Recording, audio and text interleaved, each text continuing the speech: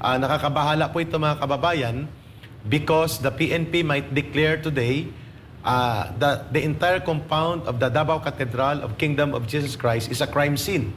And therefore, they are taking over the entire compound on the ground of crime scene investigation.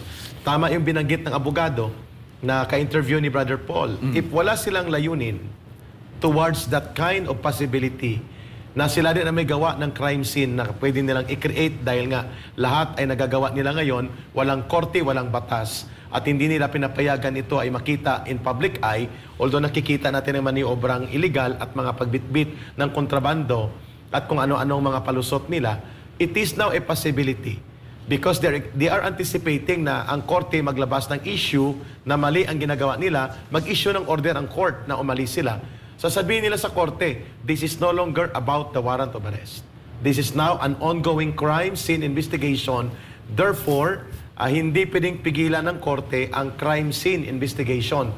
At idideklara nila na may mga nahukay silang kalansay, buto, na kinuha nila sa sementeryo. Binili nila sa mga sepulturero at pinalusot nila doon sa mga kahon-kahon na hindi nila pinapaiskan at pwedeng may mga armas, bala, at mga bomba na naipasok na nila, and so that whatever the Senate will be investigating on Friday will become defaulted.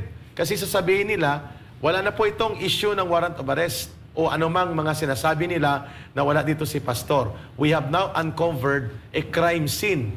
At maraming crime scene sa loob ng compound. That is why we will take over this for investigation ng mga, sasabihin nila may killing fields, may mga namatay dahil may mga recovery ng ilang buto. Pero alam nating lahat na ito'y gawa-gawa ng kalokohan at kabaliwan ng utak ni Torre at ng kanyang boss na si Marbil at si Abalos.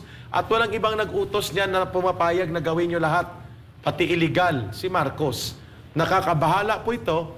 Never seen ito in the entire history ng ating bansa na ang mga pulis ay nagiging kriminal laban sa sariling mamamayan para sumunod sa mga kriminal na utos at gawaing mali at mga illegal at immoral, subalit ipinapatupad ngayon sa ating mga kababayan. Nasaan ang taong bayan dito? Nasaan ang korte dito? This madness and this scandalous terrorism perpetrated by Marcos authority sa kanyang mga pulis must be put to a stop. Grabe na po ito. Idideklara nilang isang malaking crime scene ang buong compound ng Kingdom of Jesus Christ para illegal na makapag-take over at gawin ang lahat ng kriminal na kagustuhan nila nito mga pulis. And right now, pinapapasok na nila ang mga soko na ngayon ay tinatawag na forensics group. Ito po ang ginagamit nila for crime scene investigation.